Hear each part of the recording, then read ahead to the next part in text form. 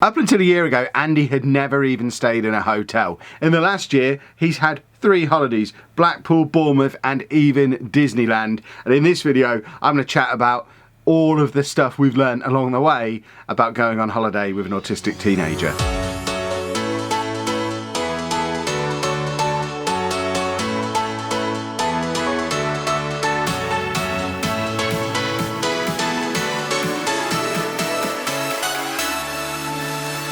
Hello folks, and welcome to something a little bit different on the channel today. We do these kind of videos from time to time where we're just going to do a deep dive on a particular topic. This one, as the intro suggests, is going to be a deep dive on all of the things we've learned about going on holiday or travelling with an autistic teenager or an autistic child that we've picked up over the last year or so, going to a variety of different hotels in a variety of different cities, and even going to Disneyland with Andy. Before we get going though, if you are new to the channel and this kind of content helps you out, then please make sure you subscribe to the channel, turn your notifications on, and all that good stuff. We are daily family vloggers, and if you want more detail on these holidays that we're talking about, they were all vlogged. They're all elsewhere on the channel, and there's more stuff coming up too. So there's lots and lots more learning opportunities coming up in the future. But with those housekeeping bits out of the way, let's jump into the meat of the video, and that is going on holiday with an autistic teenager or an autistic child. For us, it was teenager because we were too afraid, really, and I think that's what it comes down to. We were too afraid to take him on holiday when he was any younger. And in actual fact, if circumstances hadn't forced us to have to go and stay in a hotel for a few days, we might still be planning our first holiday at this point, because we'd been planning our first trip for years. We'd been talking about it on the vlog for years, but there were always reasons not to do it, always things that we were worried would go wrong, things that we were worried Andy wouldn't be able to cope with. But circumstances last summer dictated that we had to travel to Nottingham for a couple of days because Anna's mum was sick. We had to stay over, we had to stay in a hotel, and Andy took to it like a duck to water. And from then he's built up confidence being away from home. We've built up confidence being away from home, and as I said before, we took him to Blackpool last summer. We had a trip to Birmingham last February, I think. We took him to Birmingham just for the night, just so that he could go and see the trams. It's the kind of trip he wouldn't have been able to do before because it's such a lot of travel. We went to Disneyland as a family, Disneyland Paris, back in May. We've just got back from like 4 days in Bournemouth, and we've got other stuff planned. We're already booked to go back to Disneyland next year. We're going to be going on another little short break later on in August. We're not quite sure where we're going for that one yet. Watch this space to find out where we're going then. But he's suddenly gone from being the kid that we were afraid to take into a hotel because we didn't know if he'd be able to cope, to the kid that's completely embraced travel and seeing new places. And it's awesome, and I think it's been a huge contributing factor to some of the other massive areas of progress he's had in the last year. But it certainly wasn't smooth sailing all the way. We still had plenty of fears, plenty of things that we had to figure out, plenty of things we had to learn, plenty of things we're still learning that we'd do differently next time. And let's get stuck into my list. I prepared a list and everything. I've got all professional. So first things first then, if you are an autism family and you're trying to plan a first holiday, or a first holiday in a long time, or a first holiday as a complete family, then I imagine the first thing that you need to figure out is where you want to go. For us, that very first trip, we didn't really have much of a choice. We had to go to Nottingham because that's where we needed to be. But it just so happened that it was also the perfect place for Andy to be, because he used to live in Nottingham anyway, so he's familiar with the area, so that made him a little bit more comfortable. But he loves lifts. There was a lift in the hotel. He loves trams. There was a tram line running out the front of the hotel. So he had all of these things that made him feel comfortable, made him feel at home. It was a familiar place. There was lots of things for him to do, and all of that made it, well, yeah, this is a place I want to go. It's somewhere that I like to visit anyway. Oh, so we're going to sleep here as well? That's not a big deal. That just means I get 2 days here. And by making it that place that was a little bit more familiar, it allowed him to get used to the idea of what staying in a hotel is. And I think that's a really important first step. If you have got a child who's never been in a hotel at all, there's nothing to stop you for your first experiment with it. Just going and staying in a hotel in your hometown for the day, or a nearby place that they like to visit, somewhere where it's a fun trip for them. There's lots of stuff that they want to do, and the extra part of it is, oh, and we're going to sleep here too, and then just go home the next morning. So I think getting him used to the idea of what a hotel is was massive, but planning future trips from there, I think the key is as early as possible, and this is something we perhaps got a little bit wrong, that we're still paying the price for. If we were to redo the last year of travel, I think we'd involve the whole family much sooner, because the trips to Nottingham were just me, Anna and Andy. The trip that we then went on to Blackpool was just me, Anna and Andy. The trip to Birmingham was me, Anna and Andy, and the first time the girls came with us was when we went to Disneyland. So that was the first time that a trip away from home became not just about Andy, and I think that had its own challenges. I think if we were going to go back and do it again, obviously the first trip is unavoidable, we had to go to Nottingham, but I think we should have made the very next trip a trip for everybody. So okay, he's now used to the idea of travel, but now let's get him used to the idea of what a holiday is, and how it's not just Andy doing Andy things constantly, it's the whole family doing things for the whole family. That's why the Bournemouth trip was so good, because it gave him lots of his familiar things that he likes. He had his favourite chain of hotels, the Premier Inn. He had the seaside, he had lifts, he had the land train that he could watch, although he never actually got to ride it. But he had all this stuff that he liked, but there was also lots of stuff there for the girls to do and for the girls to enjoy as well. Doing the beach their way, going to the Oceanarium, going and getting their hair dyed and their henna tattoos. And it allowed us to make it into a proper family holiday, because every member of the family was getting to do something that they wanted to do. So it is important when picking where you want to go, once you've got them used to that first idea of this is what a hotel is, as soon as you possibly can, make it clear that, but when we do this, it's not just all about you. We are going to do something for everybody, because like I say, Disney in particular, there were a few teething problems where Andy just wanted to do things his way, and he was already easing up on that a little bit when we went to Bournemouth, and hopefully by the time we go to Disney next year, he'll be used to the idea of you do your thing, then one of the girls does their thing, and we kind of make sure there's something for everybody going on. And as part of that, I think it's important to include the whole family in the planning process of a trip, including your autistic child. Let them choose between different places that are options. Like at the moment, we're planning a trip for the end of August. We were planning to go to Blackpool because Andy went there last year and he really enjoyed it, but we're now floating the idea of, well, maybe we could go to Belgium instead, because it's roughly similar price. So rather than just saying we're going to Belgium, we're going to involve them in the decision making process, show him a few different videos, pictures of the two different places, some of the different things that he can do there, and let him be involved in the decision making, in the choices. And by doing that, you're ensuring that it's somewhere that he actually wants to go, so he's not going to hate every minute of it, but also you know that when you do get there, there's all this stuff that he's prepared for, he's expecting to do, that he is going to enjoy, that will help him get back into his comfort zone. And as part of that preparation, absolutely, as soon as it's booked, let them know you're going. For Andy, we booked Disneyland in January, told the kids immediately, and then he spent the next 4 or 5 months preparing himself for the trip, and we were helping him prepare for the trip.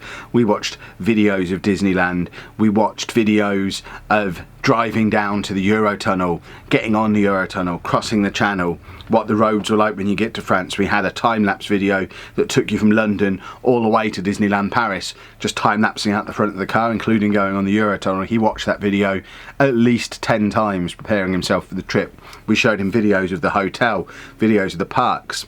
Someone was kind enough to send us a Disneyland Paris map that he still has on his bedroom wall, and decides which bits he wants to go to and how he wants to do things. We got him the Disneyland Adventures game. You know, we fully immersed him in preparation so that he knew what to expect when he got there, and we started that process early. So when we came back and booked next year's trip, we told him immediately, and now you'll hear him in the background of the vlog yelling Disneyland in May, because he knows we're going back to Disneyland in May, and he's super excited because he enjoyed it so much this time. He really wants to go back next time. But we did the same thing for the Bournemouth trip. As soon as it was booked, we got videos of Bournemouth up. Spoilers, there aren't very many good ones, but we did the best we could. Showed him different parts of Bournemouth, showed him photographs, talked to him about the order we were going to do things in, made a little timetable for him. So on Wednesday we're going to be driving down, then we're going to go to the New Forest, we're going to go to some shops and have an ice cream and see some horses, go and paddle in a stream, then go check into the hotel. And we had like a full timetable for each of the days. So before we went, we knew we were going to the Oceanarium on Friday because that's the timetable we had planned with Andy. We knew we were doing certain things on certain days. And it might feel like, oh, it's a holiday, I just want to go and sort of play it by ear. That's not really how it works when you're an autism family. You do have to plan a little bit more, and by putting that planning in and that preparation in early, you can relax much more when you're there because you know what's happening. You don't have to decide what you're doing each morning. You don't have to convince them to do it each morning. Andy woke up on the Thursday morning of our Bournemouth trip and knew that was beach day. So he woke us up by handing us his trunks because he knew, put trunks on, go to the beach. We're going to the beach today. And it was brilliant, the fact that he knew what we were doing, he was prepared to do it. He'd already seen video of Bournemouth Beach. He'd been to see the beach the night before, so he knew exactly what to prepare himself with. We had like 10-15 minutes there the night before just having a look.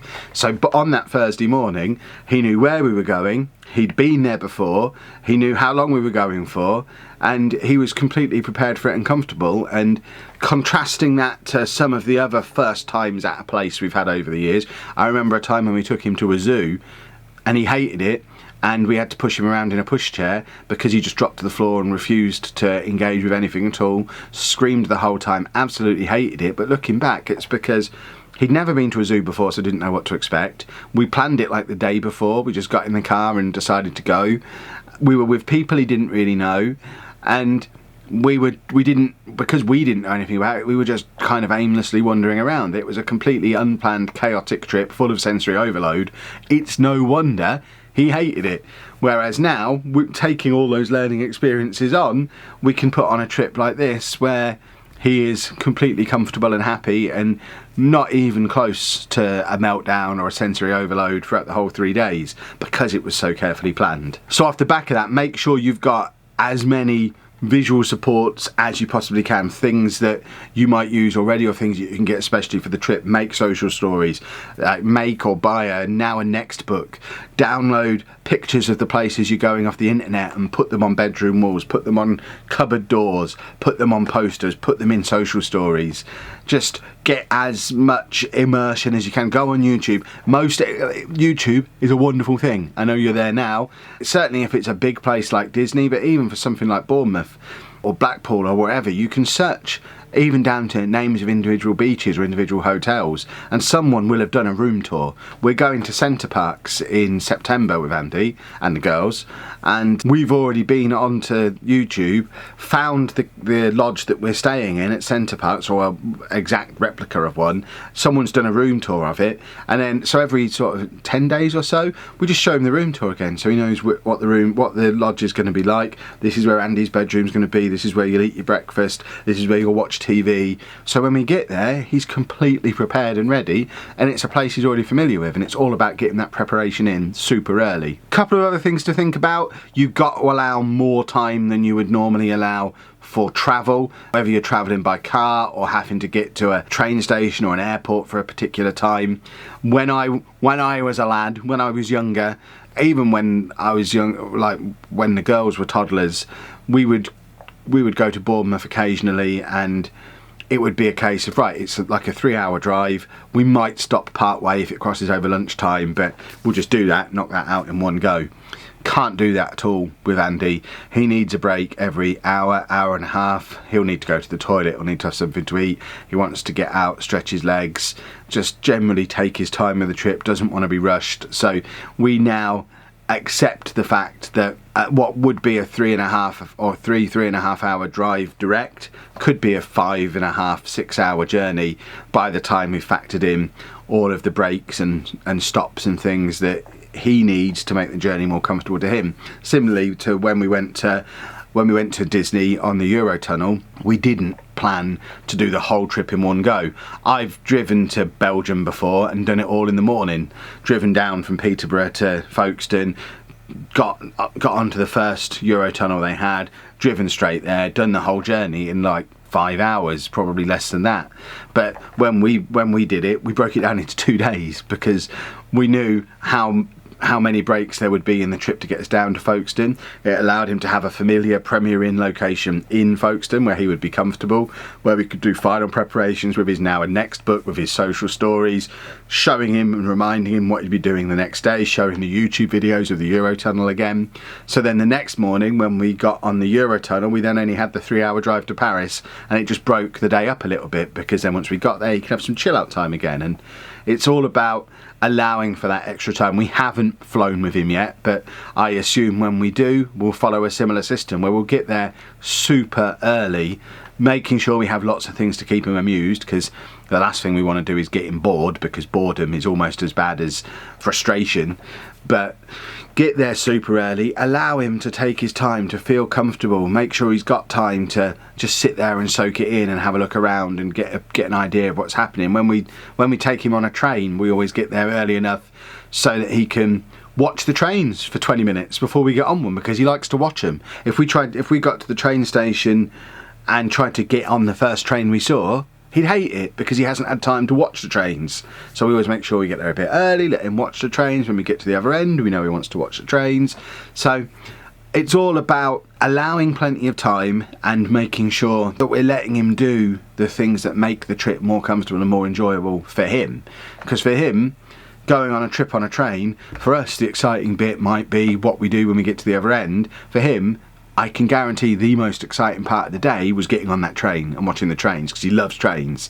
So let's not rush the highlight of his day any more than we'd want him to rush the highlight of our day. On the topic of how you actually travel, we've deliberately chosen to drive everywhere that we've taken him so far, really. We've done a couple of day trips on train. We still haven't taken him on a plane. That might be a job for next year. But we're driving to Disney again next year, and our motivation, our reason for doing that was it's a familiar environment. It means he's in his usual seat, in the usual car, with his usual things around him, with his iPad plugged in and charging, with his DS around, with his camera nearby.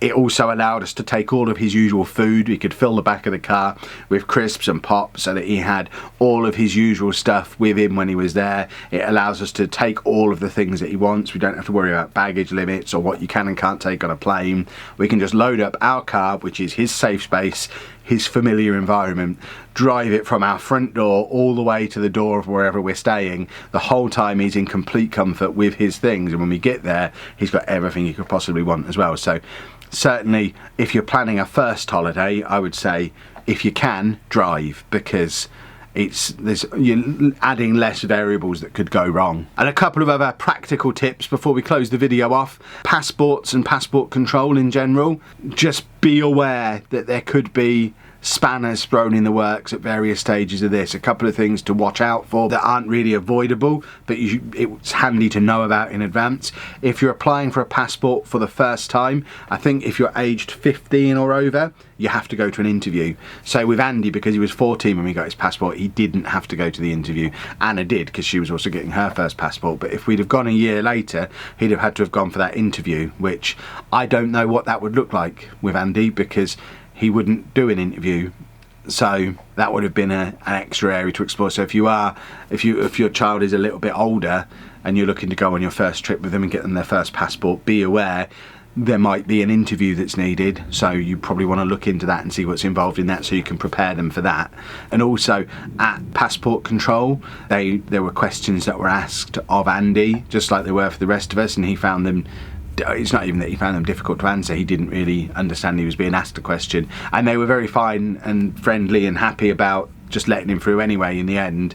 But I think we probably would have benefited from just taking a little card or a little bit of paper just explaining that he's autistic and he's not going to communicate, and just explaining even what autism is and what the symptoms might be. It's something we were going to take to Disney, but then ended up not doing, because everyone said Disney is so accommodating, you don't need to worry, everyone speaks English, it's fine. But if we were to go to I don't know, if we go to Belgium, as an example, if we do end up going to Belgium next month, we're absolutely going to print a little card out that just says that Andy's autistic, explaining what that is, and on the flip side it will just explain what he eats, and it will be in both English and whatever the local language is.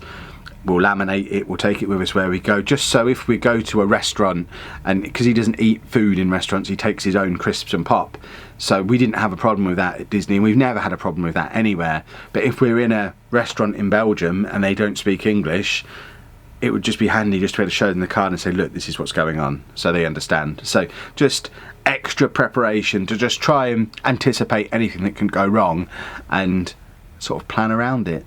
But I think the bottom line of all of this, and I know I've taken a long route to get to this, is don't delay it any longer. We delayed it for a long time, and actually we've got, as a family, so much out of being able to go away on these trips that we were never, I always say we were never able to do before, but really we were just too afraid to do before. And I wish we'd have taken the leap a little bit sooner, because he's taken to travel like a duck to water and can't wait for his next trip. He really wants to go to Centre Parks, he really wants to go to Disney. He's got another trip coming up before then, and he's excited about all of them, and it's awesome. So we never thought he would enjoy going on holiday, and now we wish we were able to afford to go on more of them because he loves it so much. So maybe it's time to take that leap and maybe book a room in a hotel nearby just to give it a little try and see how it goes. That would be my big takeaway tip. Start small, see how it goes, and keep building up from there. And I hope you'll find what we found, that it's awesome for everybody. Who knew holidays were good, eh? Who knew? But we are going to wrap this video up there. I know it's been quite a long one, but hopefully full of useful information. That was the idea. I know that a lot of this is information that has been in other videos over the course of the last year, but I just wanted to put it all in one place, because thinking back to where we were a year ago, a video like this would have been really helpful for us, and there weren't any. So hopefully we've been able to help a few people out with this video. If we have, please make sure you leave a nice big thumbs up on there for us. Don't forget to subscribe to the channel as well, turn those notifications on for daily family vlogs, plus when we can think of topics to do them on, helpful videos like this as well. And thank you very much for watching.